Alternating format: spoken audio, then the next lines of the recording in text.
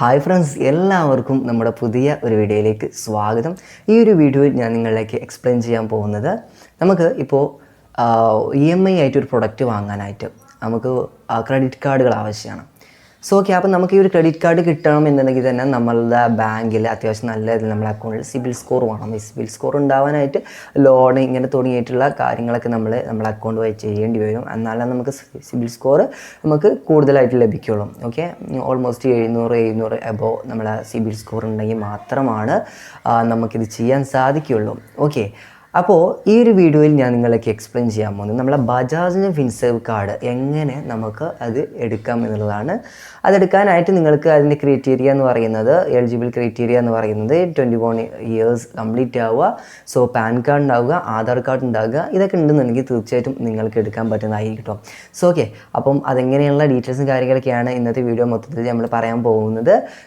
But നിങ്ങൾ ശ്രദ്ധിക്കേണ്ട ഒരു കാര്യമുണ്ട്, ഈ ഒരു സമയത്ത് RBI കറൻ്റ്ലി ടെമ്പറലി സസ്പെൻഡ് ചെയ്ത് വെച്ചിരിക്കുകയാണ് ഈ ഒരു ബജാജ് ഫിൻസേവ് കാർഡിൻ്റെ.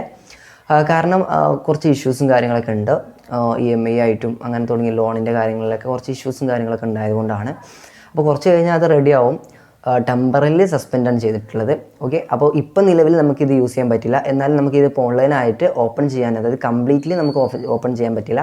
എന്നാലും നമുക്ക് ഒരു പാർട്ട് വരെ ഞാൻ ഇതെങ്ങനെ ഇതിൻ്റെ ഡീറ്റെയിൽസ് ഞാൻ പറഞ്ഞു തരാം. അതിനുശേഷം നമുക്ക് വീഡിയോ KYC ആയിട്ട് കംപ്ലീറ്റ് ചെയ്യേണ്ടി വരും. അപ്പോൾ വീഡിയോ KYC ഇപ്പോൾ നിലവിൽ ഇവർ നൽകുന്നില്ല. അപ്പോൾ അതുകൊണ്ട് തന്നെ ഒന്നുകിൽ സ്റ്റോർ റൂമിൽ പോകേണ്ടി വരും. അല്ലാന്നുണ്ടെങ്കിൽ ഇത് റെഡിയായി വന്നതിന് ശേഷം നമുക്ക് ഓൺലൈനായി തന്നെ വീഡിയോ KYC കംപ്ലീറ്റ് ചെയ്തുകൊണ്ട് ഈ ഒരു ബജാജ് ഫിൻസേവ് കാർഡ് നമുക്ക് സ്വന്തമാക്കാൻ പറ്റുന്നതായിരിക്കും. ഓക്കെ, അപ്പോൾ നമുക്ക് നേരെ വീഡിയോയിലോട്ട് പോകാം. നിങ്ങൾ ആദ്യമായിട്ടാണ് നമ്മുടെ ചാനൽ കാണുന്നെങ്കിൽ തീർച്ചയായിട്ടും ചാനൽ സബ്സ്ക്രൈബ് ചെയ്യുക, വീഡിയോയ്ക്ക് ലൈക്ക് ചെയ്യുക. എന്തെങ്കിലും ഡൗട്ട്സ് ഉണ്ടെങ്കിൽ താഴെ ID നൽകുന്നുണ്ട്.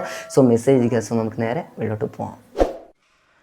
അപ്പോൾ താഴെ ഞാൻ ഡിസ്ക്രിപ്ഷൻ ബോക്സിൽ ഈ ഒരു ബജാജ് ഫിൻസേവ് കാർഡിന് അപ്ലൈ ചെയ്യാനുള്ള ലിങ്ക് നൽകുന്നുണ്ട്. നിങ്ങൾ ആ ലിങ്കിൽ ക്ലിക്ക് ചെയ്ത് കഴിഞ്ഞാൽ നേരെ ഈ ഒരു പേജിലോട്ടായിരിക്കും നിങ്ങൾ വരുന്നത്.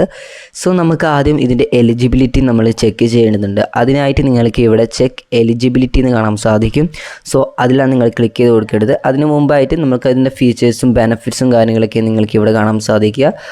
നാഷണാലിറ്റി നമ്മളുടെ ഈ ഏജ് 21 to 70 ഇയേഴ്സിനുള്ളിൽ നമുക്ക് എടുക്കാൻ പറ്റും. നാഷണാലിറ്റി ഇന്ത്യൻ ആയിരിക്കണം. അതുപോലെ തന്നെ ക്രെഡിറ്റ് സ്കോർ ആൻഡ് ഇൻകം അത് മസ്റ്റ് ഫുൾഫിൽ ഇഷ്യൂയിങ് ബാങ്ക് എന്ന് കാണാൻ സാധിക്കും. അപ്പം അത്യാവശ്യം കുഴപ്പമില്ലാത്ത രീതിയിൽ ക്രെഡിറ്റ് സ്കോർ ഉണ്ടെന്നുണ്ടെങ്കിൽ നമുക്ക് എടുക്കാൻ പറ്റും.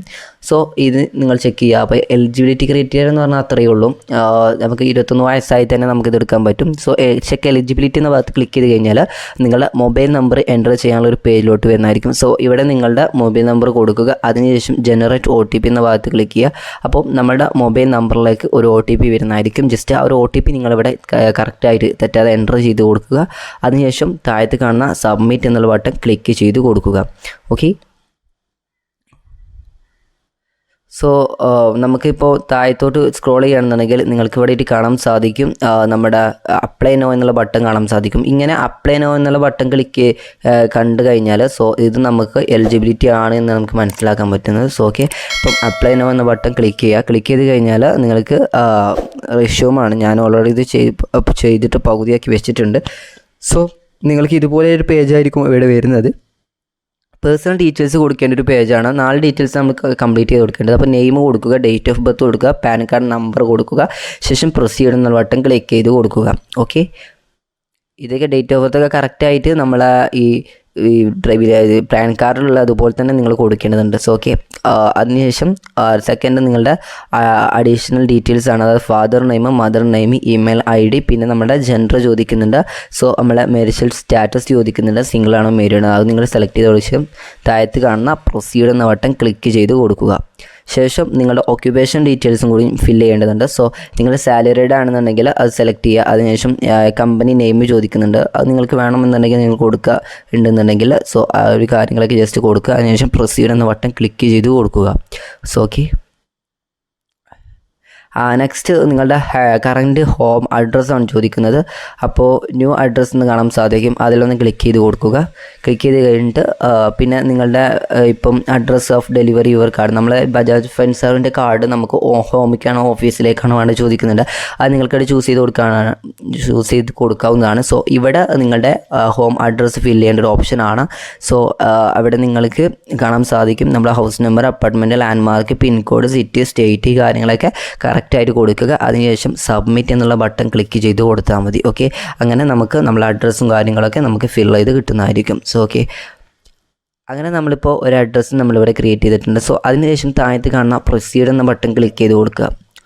ഓക്കെ, ഇപ്പോൾ നിങ്ങൾക്ക് കാണാൻ സാധിക്കും thank you, a bank executive will connect with you the scheduled date and time to complete your KYC എന്ന് കാണാൻ സാധിക്കുന്നത്. സോ ഇതെന്തുകൊണ്ടാണെന്ന് വെച്ചാൽ ഇപ്പം ഞാൻ പറഞ്ഞു ടെമ്പററി സസ്പെൻഡഡ് ആണ്. അപ്പോൾ ഈ ഒരു സസ്പെൻഡ് നീങ്ങിക്കഴിഞ്ഞാൽ നമുക്കിത് റെഡിയാക്കി എടുക്കാൻ പറ്റുന്നതായിരിക്കും. ഇല്ലെന്നെങ്കിൽ നിങ്ങൾ അടുത്തുള്ള ഷോപ്പിൽ, ബജാജിൻ്റെ ഷോപ്പിൽ പോയി കഴിഞ്ഞാൽ നിങ്ങൾക്കിത് റെഡിയാക്കി എടുക്കാൻ പറ്റും. ഓക്കെ, അപ്പോൾ ഇത്രയും നമുക്ക് ഓൺലൈനായി ചെയ്യാൻ പറ്റും. സോ ഈ വീഡിയോ നിങ്ങൾക്ക് ഹെൽപ്ഫുൾ ആയിട്ടെന്ന് വിചാരിക്കുന്നു. സോ അടുത്തൊരു വീഡിയോ വീണ്ടും കാണാം. Thanks for watching.